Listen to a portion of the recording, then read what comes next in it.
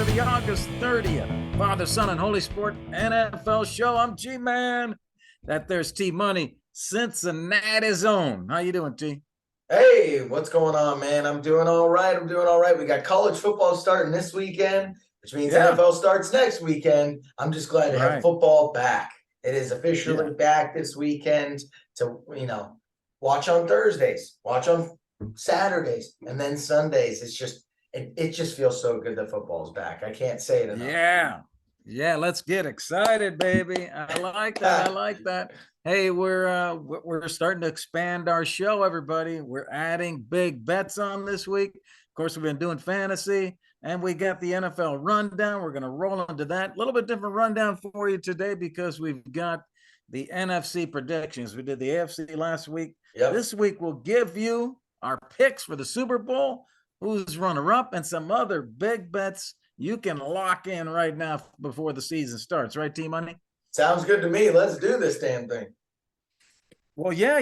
Okay, well, first do us a favor, everybody. Press that like and subscribe. We appreciate your support, man. And a quick shout out to Blue Tees Golf. Go to blueteesgolf.com and find affordable, high-quality golf products that can help pick up your golf game. Enter code FSHS for Father, Son, Holy Sport. You got it. And get 10% off your order. Right, T-Money? 10%'s the number? Oh, man, I can't recommend it enough. I got one of the rangefinders. They got great products. So go to bluetees.com, code FSHS for 10% off. Blueteesgolf.com. Yes. Blueteesgolf. Okay, all right. Let's go, T-Money. Let's go to our predictions for the NFC. All right, we're going to start with the NFC East. The Eagles won the East last year. They were 14-3 on their way to the Super Bowl. And the NFC East was the only division, T-Money, that did not have a losing record last season. 3 teams made the playoffs. How do you see it shaking out this year? It's going to be tough. The rest of the NFC is so bad, though, that I could see 3 people again from this division making the playoffs. But for sure, right now, I think the Eagles and the Cowboys, honestly, just for betting purposes, I would tend to lean Cowboys because I think this division is actually going to be more of a coin flip. The Eagles went to the Super Bowl. There's always a hangover when you go to the Super Bowl.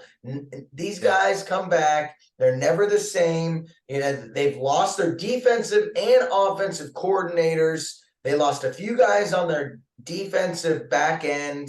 Their running back has gone out of town. I think there's a lot of different moving parts here. I love Jalen Hurts and these guys, and that's why I think they're easily going to make the playoffs. I don't question that at all. But to win this division, you're going to have to win 12-plus games. And so I do think it's a coin flip.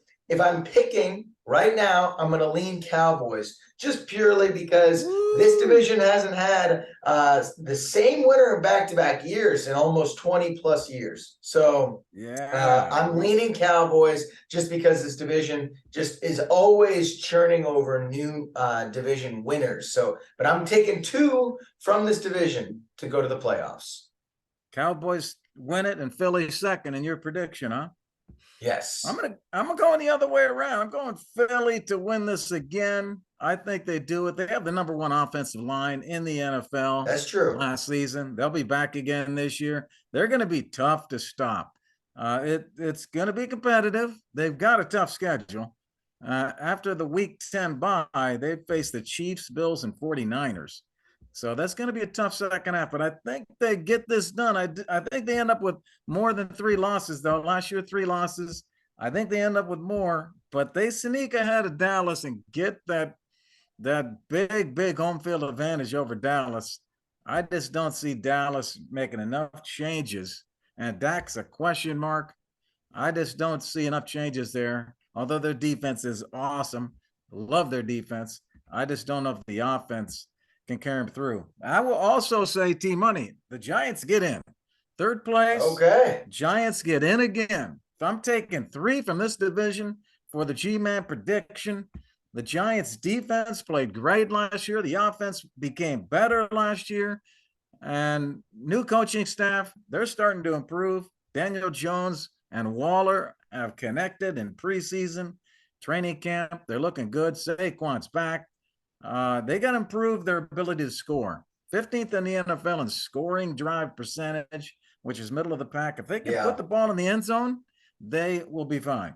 Yeah, no, I mean, I think there's going to be a wild race to get that last wild card spot in the Yeah. NFC. Honestly, you could pick a lot of different teams. I'm not sold on the Giants. I think they're going to have to lean on Daniel Jones more, especially after giving him $40 million. And whenever you have to lean on Daniel Jones, you find out that things don't go well. So I am not on the Giants making the playoffs this year. I like Daniel Jones. I like Daniel. I tried to get him in my fantasy draft, but somebody took him before I could get to him. Hey, let's go to the NFC North. Team money. This is the division where teams have to outscore their opponents in order to win. Last season, each of the 4 teams in the division finished in the bottom 5 in the NFL in yards per play allowed defensively. It's this lack of defense, team money, that I am only going to pick one team from this division. But you tell me what your prediction is. Oh man, this is really interesting. I think there's going to be 2 people that make the playoffs from this division. All right. Okay. Now, I do think the Lions are going to win. Like you mentioned about Philly, they have a phenomenal offensive line. They have one of the best offenses in the NFL. They have a great run game, and they just drafted Jahmyr Gibbs. I like their young receiving core, and Amon-Ra St. Brown became a top 10 wide receiver maybe in the NFL last year, quietly. No one really is giving him his flowers, but really great season with all their young other wide receivers up and coming. So I like Detroit a lot. They went out and spent money in defense. I think that they're right there. The other thing I can see here is I can see any of these teams making the playoffs. I can see Chicago having a great year and Justin Fields taking a step. I can see the Packers, who have surrounded Jordan Love with a really good roster. People are down on the Packers, but Jordan Love has shown that he can be a competent quarterback. And they were just quoted saying, we're excited to finally run Matt LaFleur's system. This is going to look a lot like the Shanahan San Francisco 49ers Miami Dolphins system now. They just couldn't do that because they had Aaron Rodgers. So watch out for this to be a run-heavy team, run after the catch team, which they have the talent for, right? So I like the Packers. And then the Vikings, everyone's down on them because they lost Dalvin Cook. But hey, they're big on Madison. Maybe he does take a step. That guy has been phenomenal every time he stepped in to be a lead back in the absence of Dalvin Cook when he's been hurt. And I don't know if I just love the Vikings because I watched quarterback and Kirk Cousins was just lovable in that documentary. But that's going to be my pick for the second spot in this division. But I do think any of these teams could be that second team in this division. Well, all right, so you've got the Lions first. Minnesota gets in on the wild card. Team money, I'm going to agree with you with the Lions. I like the Lions to win this division. I'm not picking anyone else out of this division. Last year, Minnesota was 8-1 at home. The Lions were 5-4. They need to win those home games, the Lions do. So don't break my heart, Lions. I'm coming out and putting it on you. Win some home games, baby, and you're in the playoffs. Yeah, hey, they can be dangerous. The Lions in the playoffs could be dangerous. If you have that good of an offense, you never know what happens if their defense can step up this year. That's true. That's true. Let's go to the NFC South here.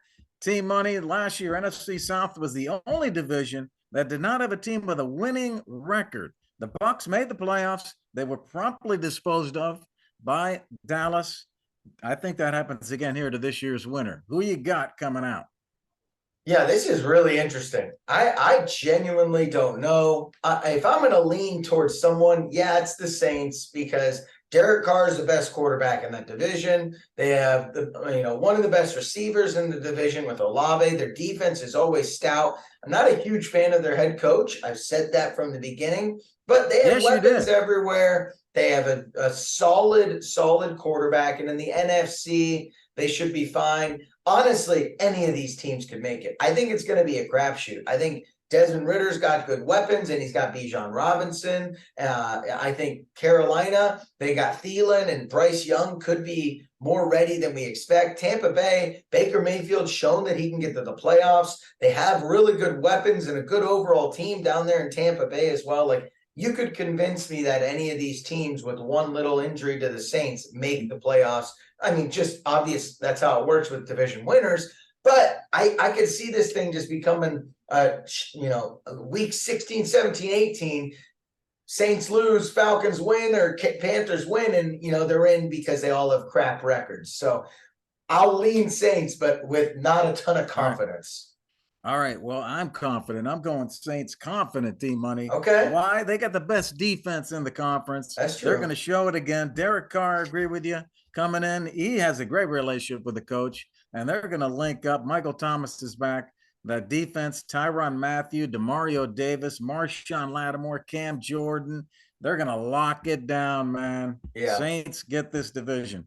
Hey, let's go to the NFC West, T-Money. We got the 49ers out there. What are they going to do? You got the Seahawks, and then Rams and Cardinals seem to be rebuilding. What do you like here, T-Money? Yeah, I mean, I think the Niners run away with this one as long as Purdy stays healthy. And the Seahawks, they're also going to make the playoffs in my mind. I like the Seahawks. I like where they're trending. They had a phenomenal draft where they started a ton of rookies last year. I think the second most in the NFL, maybe to the Chiefs or someone else. They had a great draft. So they have a really young stud team here. They get JXN, Jackson Smith and Jigba, the wide receiver from OSU, who I think adds phenomenal depth to their offense. They get Charbonnet in the second round. So that offense is set. They have a phenomenal offense, and their defense was pretty damn stout last year. So if they can just, trim around the edges here, Seahawks should be dangerous, should make the playoffs in my mind. Okay, so you got the 49ers in with Seattle as the wild card. Yes, sir. And I'm gonna go with you. I'm gonna go with you, T-Money. We got a lot of the same picks here in the NFC. I'm going San Fran 49ers. Defense is amazing. Their offense has the playmakers. They're going to do it. Seahawks, I had struggled on this one. Who is going to be that last wild card? The Seahawks sneak in. Okay, I'm going to say they continue. Geno Smith gets comeback player of the year last year, throws for 4,000 yards and 30 touchdowns. I'm going to guess he keeps going. They got Bobby Wagner back. They got JSN, as you said. I just think, okay, I'm going to pick these guys to be my last wild card in. 9 games, they win and they get in again. All right. So let's recap and talk about who wins the NFC championships in the East. I got the Eagles, Cowboys, and Giants. Cowboys and Giants is a wild card. I've got the Lions and the Saints, as you do, and the 49ers, and I have Seattle as the wild card, and you have your wild card is Minnesota. So you got Philly, Minnesota, and Seattle as your wild cards. So what do you like, T-Money, in terms of who's going to win the NFC? Oh, wow. In terms of who's going to win the NFC, I am very stuck here. I like the Niners a lot, but I'm not sure if I'm sold on them, with Brock Purdy yet. I like the Eagles, but that hangover is real. And then I think that, the Cowboys are right there. But do you trust Dak in the playoffs? I'm going to say that the Eagles get back. I think it's going to be a wild year where the Eagles and the Chiefs meet again in the playoffs. Or in the Super Bowl. Hey, I'm with you. I think it's Philly over the 49ers. I got the 49ers side. I got Philly behind me. 2 elite defenses. I give the edge to the Philly O-line and the Philly QB. Yeah. And Philly takes the home field advantage right through the playoffs. San Fran, 8-1 at home. Philly, 7-2 at home. I just think that home field advantage is going to be an edge, and that's why Philly, with the home field advantage, wins the NFC Championship. And last year they got the number 1 seed. They were 13-4 as the 2 seed, Philly. And when they got into the playoffs, they won San Fran. They played San Fran, won 31-7. Then went on to play Kansas City, put up 35 and lost. So we'll talk about that next. Who, T-Money? If we look at, and by the way, Dallas shout out. I think Dallas is going to be close, but not getting that home field advantage against Philly is going to hurt them.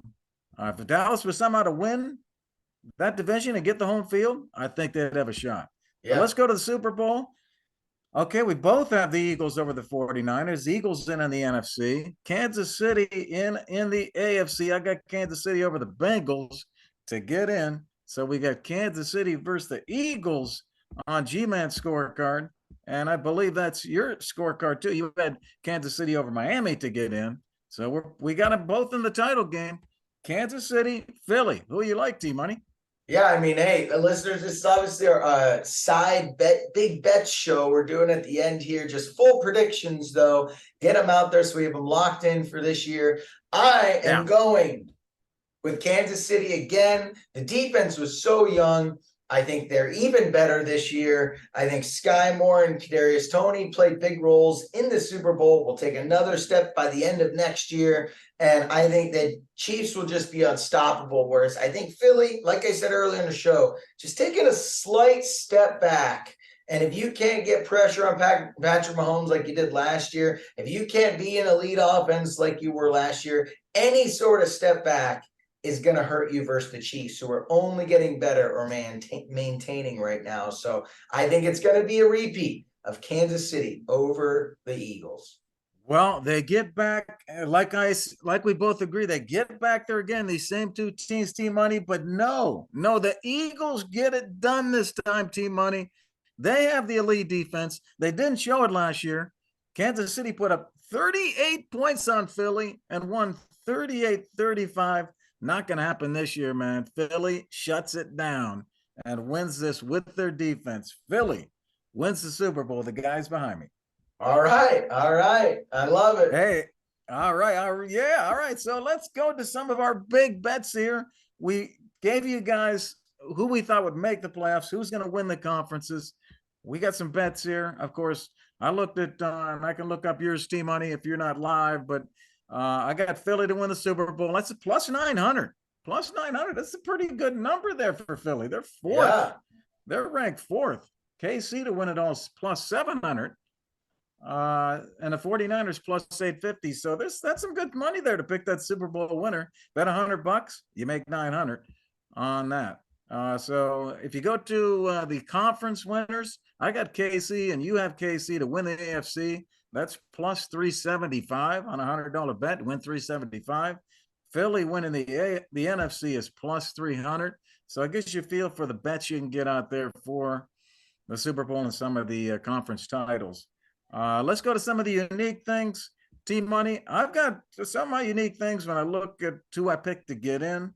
I got the New York Giants making the playoffs. That's kind of a good bet right there. But if you match it up, by the way, if you pick New York to make the playoffs, it's plus 150. But if you take it with Kansas City to make the playoffs, which should be a lock, it's plus 175. So go for the Kansas City and the Giants to make the playoffs. And that's plus 175. So a little bit better there. And then my big payoff for all y'all, the Jets, who's one of my picks in the AFC wild card to get in. Jets, Bills, Giants, and Cowboys. You pick all four of those, plus 650. How about that?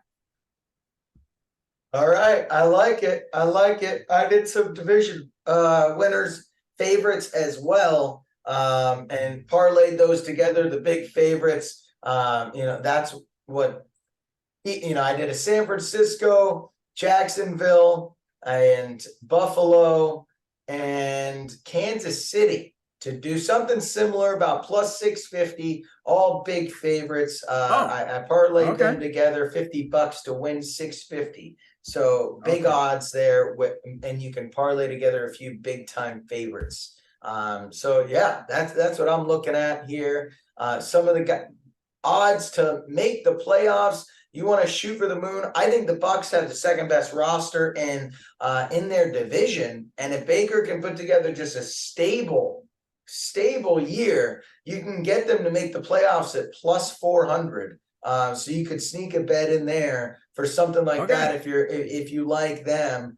To make the playoffs, right? And then a team I'm really high on, Miami, right now, they're pretty much an even bet to make the playoffs. I know everyone's nervous about Tua, but I would say they make the playoffs along with the Chargers. You can get both of those teams at about even bets to make the playoffs. I think those are some good wild card options for everybody. Okay, got two more picks, Team Money. I was going to go over the odds. One, the NFL MVP, and the other, Offensive Rookie of the Year. Okay. I looked at the NFL MVPs. I like Burrow, but I don't have Burrow winning that division. But I have them getting in the playoffs and doing well. But this NFL MVP is picked after the regular season and before the Super Bowl, so it's picked in there. I just think the odds, when I look at the odds on this, I'm going with Mahomes here, plus 650. I mean, Burrow's plus 800, Josh Allen plus 850. It's not that much different, to go with Mahomes, who seems to be the heavy favorite here, but plus 650 to pick Mahomes as the NFL MVP. I go with that. Yeah, I mean, hey, the NFL MVP odds are pretty good, so you don't need to look for value really. I do like Burrow to potentially get this one this year. I just think everything's going to click. This is one of the last years he may have both of these wide receivers. Their offensive line is significantly better, and everyone just gave the MVP to Mahomes. And a lot of times you see some bias in him not getting it twice, media members not liking it. So I like Burrow in there. I'm going to go with some value picks here, though. I keep saying it. I'm high on Miami.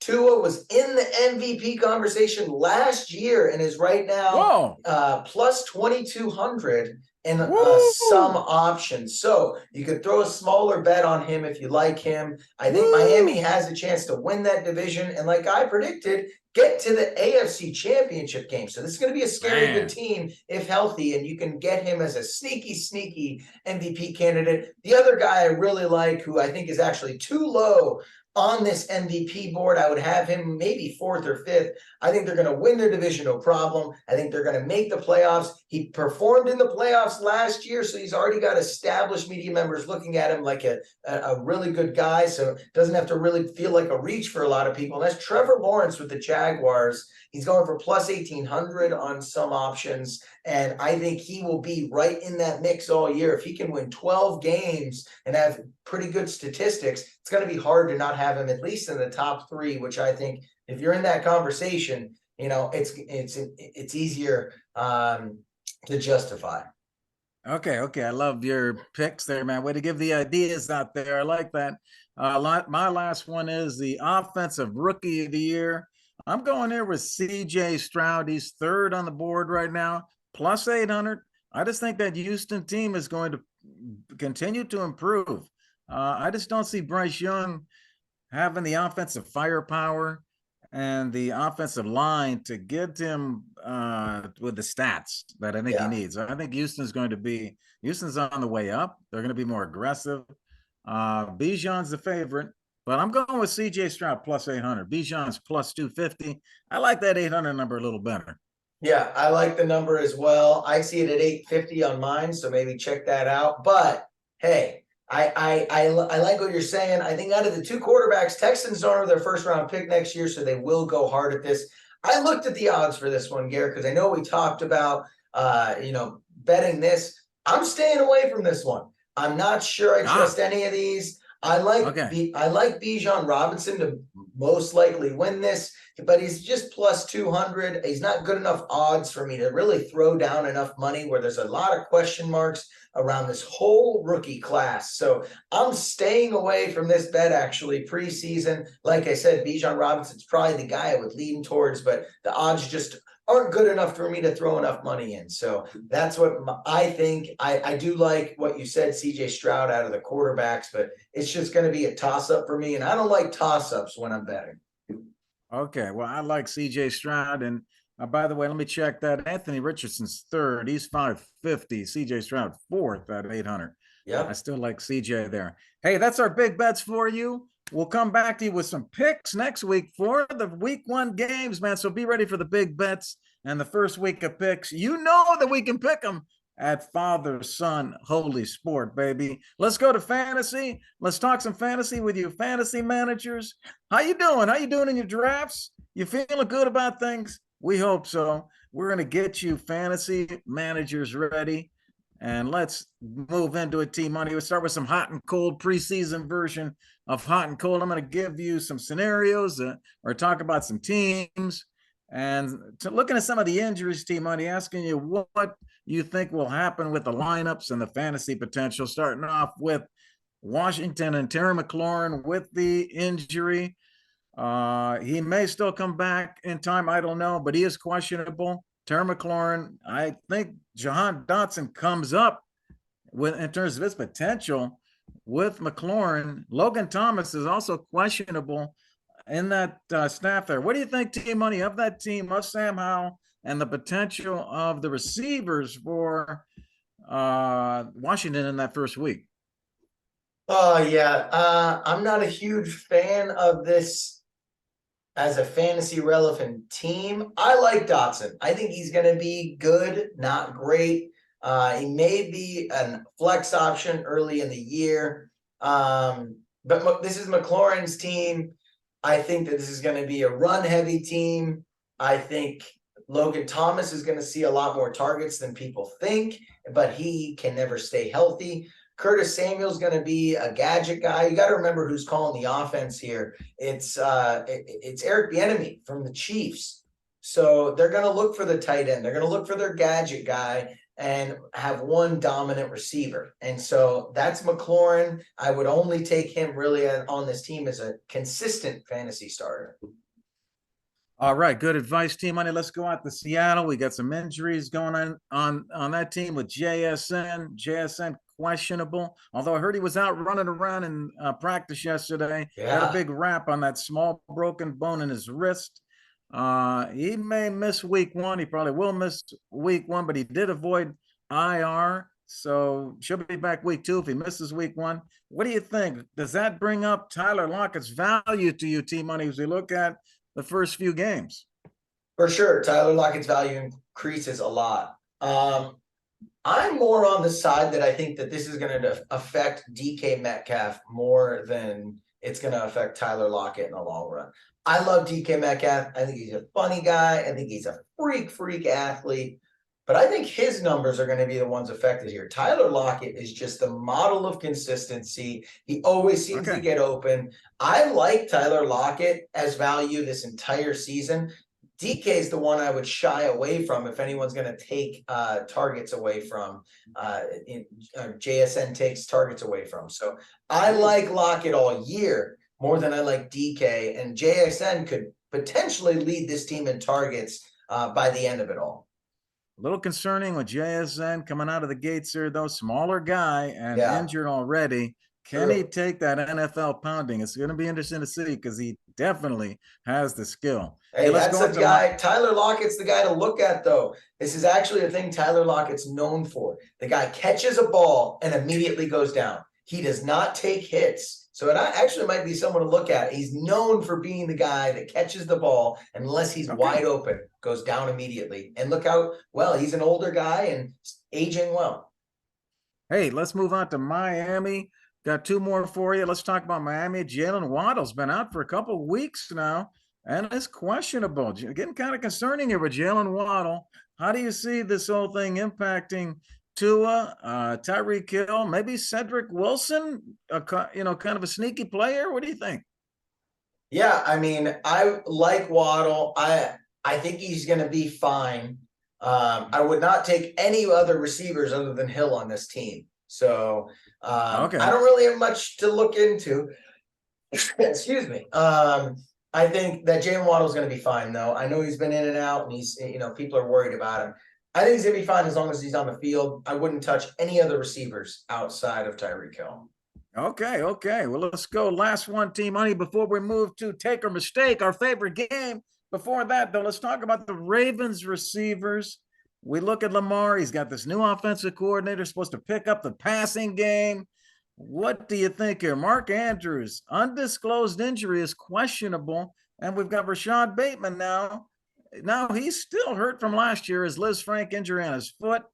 Although he's projected right now on the depth chart as the starter, he is questionable. So you've got some injuries there. Of course, you have Odell Beckham and Zay Flowers. You got some backups there that you've all heard the names of. What do you think about this Ravens passing game? I'm talking about week one, week two, not the full season. Okay, not the full season, then this Yeah. is Mark Andrews through and through. Okay, I think Lamar's going to spread the ball around more than people want through the entire season, but especially week one. Zay Flowers, I love in Dynasty. I don't think he's going to be that fantasy relevant in the first few weeks, let alone the whole year. Bateman will be in and out, so it's going to be tough to trust him throughout the year, I think. This is Mark Andrews as the pass catcher. That's why this guy's going so high in the tight ends. I don't trust Odell. I think he could be a week-to-week flex option. So you could stash him if you want. But again, Mark Andrews, the only guy I trust on this team. This is a run-first offense and a tight end-first offense. None of those receivers, I think, are going to be that fantasy relevant or trustworthy in week 1 or 2 or just throughout the entire year. Woo, big advice from Team Money. Don't start Zay Flowers or Odell Beckham in week 1. Whoa, all right.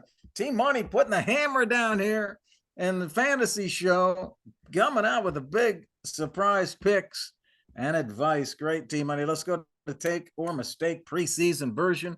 I'm going to give you a player that's on the cusp of fantasy relevance. You're going to tell me whether they're starting or not in week 1. Thinking about week 1, Team Money. Who's the starters going to be?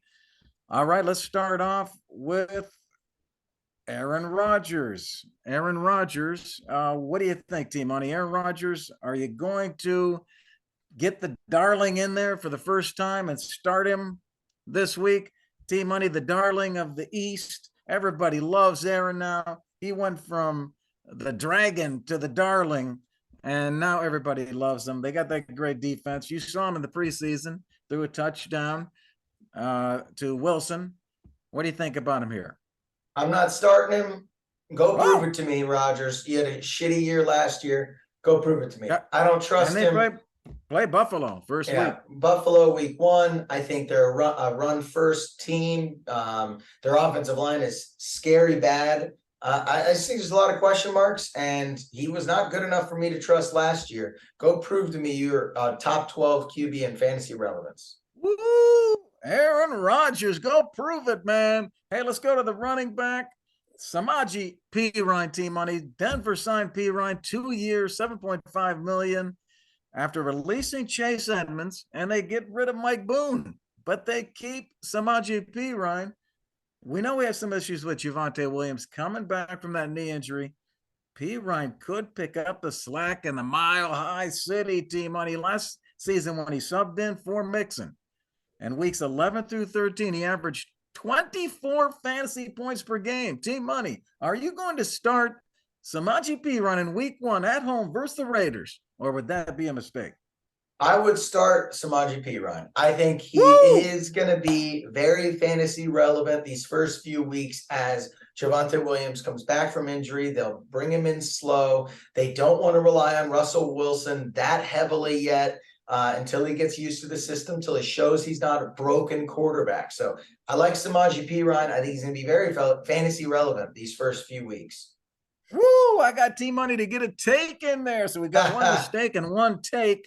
And let's go to the last one, and we're going to wrap up our fantasy show. Team Money going to Jordan Addison on the Vikings. Rookie Addison cleared concussion protocol last week. He's on track to start week 1. He's had 29 career touchdowns, second most in this rookie wide receiver class and from college. But his speed at the combine was the 3rd lowest of 50 wide receivers. Addison could be wide receiver 2 in fantasy, Team Money, if he can pass T.J. Hawkinson in the pecking order. Team Money, you going to start Jordan Addison in week 1 against the Bucks, or would that be a mistake? Look, I'm probably staying away week 1. There's just so many question marks with rookies, all right?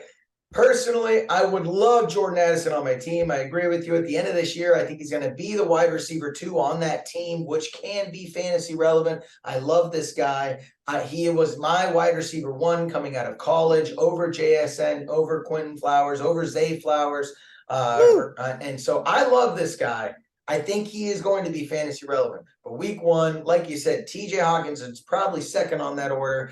Frick, KJ Osborne might even be above him at the moment. So he's got to go prove it. to me and to, I think, Kirk and his coaches before he can be trusted to be fantasy relevant. I love him. Again, love him. Very high on this guy. But go prove it to me before you do anything else. All right. Hey, everybody. Hope you're loving the fantasy show, the big bets, and the picks for the championship.